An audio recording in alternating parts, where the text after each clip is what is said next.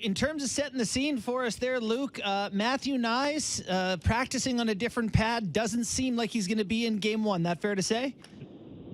Fair to say that Knies is out, but no, he wasn't practicing on another pad. He was practicing with the whole group. Yep. Yep. But he was on a line with Wayne Simmons and Connor Timmins. So, yeah, he was wearing the gray sweater. He's going to be scratched game one, and I actually agree with the decision. You know, Sheldon Keefe said, look, this guy hasn't even seen Scotiabank Arena ice before, let alone skate on it. And I think the fourth line has done such a nice job here over the last month or so. I think Zach Aston-Reese has been playing his tail off. I think he deserves to be in game one. I think it's easier to scratch the guy who just came fresh out of college. You can always turn to him if you need a boost or if you feel like you're not scoring enough goals. I think it's harder to sit the veteran down and say we're going with the kid who's never played in the NHL and just played 3 meaningless games. So I like the decision. And cool story that Knies is living with John Tavares and his family. So he's carpooling with the captain.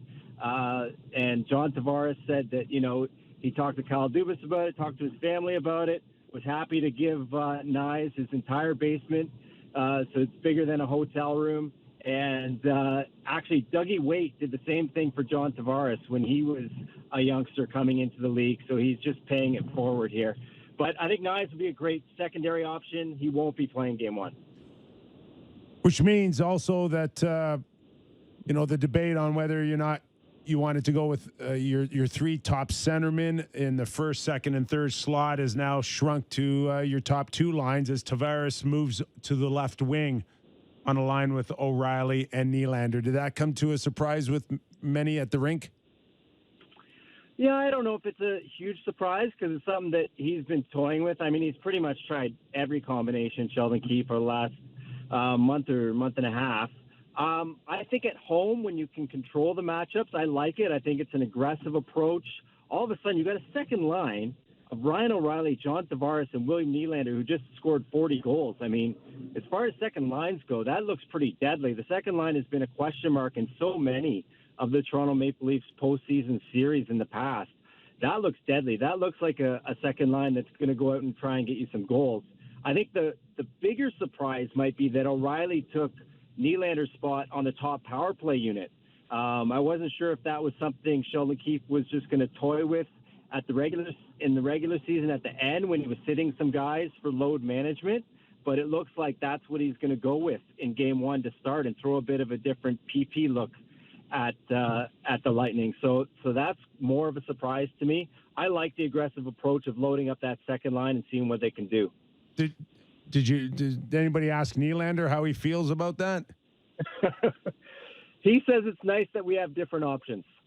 That's nice, Willie. And, you know, yeah. He's, of course, you know, give him the truth serum. I would guess he'd rather be on the first unit considering they take up much more than 1 minute. But you know what? His production has actually increased in those games that he was bumped down, so maybe it got his attention a little bit. You know, we know that the power play has been a bit of a sore point for Leafs in last season's series. I think it dropped all the way down to like 14-something% when in the regular season it was like 27%. And they can't afford to have a drop-off like that. So at least they're able to throw a few different looks. Sheldon Keefe explained it as they know what William Nylander looks there. They know that can work as well. They have a huge sample size of it. So this isn't in stone. It's just giving them another look they can throw at them. Well, they do have a variety of looks. You know, I would say more than other years, they have good options on the back end. It looks like Morgan Rielly is going to be paired with Luke Schenn, which I think a surprise to some people, given how much time he spent with TJ Brody. What are you hearing? Any thoughts on the Leafs D-core and the pairs they're going to go with in game one? Yep, the pairings will be the shutdown pair that he's been working on with McCabe and Brody. And that group has done a phenomenal job so far. I mean, they're going to face the ultimate test going against Tampa Superstars, but in the regular season, those guys have gelled pretty quickly. To be fair, almost everyone gels with TJ Brody. Yeah, Riley Schenn will be the pairing, and then you got Giordano and Hall. I think what blew my mind just watching the practice today is they have a bona fide fourth pair. Like Eric Gustafsson has more points than any Leafs defenseman, and he's going to be a healthy scratch. And Timothy Liljegren, like a month and a half ago, guys, I would have sworn he'd be in the top 6 for the Leafs. So just their depth on the blue line, like imagine that. We're talking about the Leafs scratching healthy, bona fide NHL defensemen. Before, you'd be scrounging to see if you had 4 or 5 guys you thought were worthy of a 7-game series against a real, legitimate, tough opponent.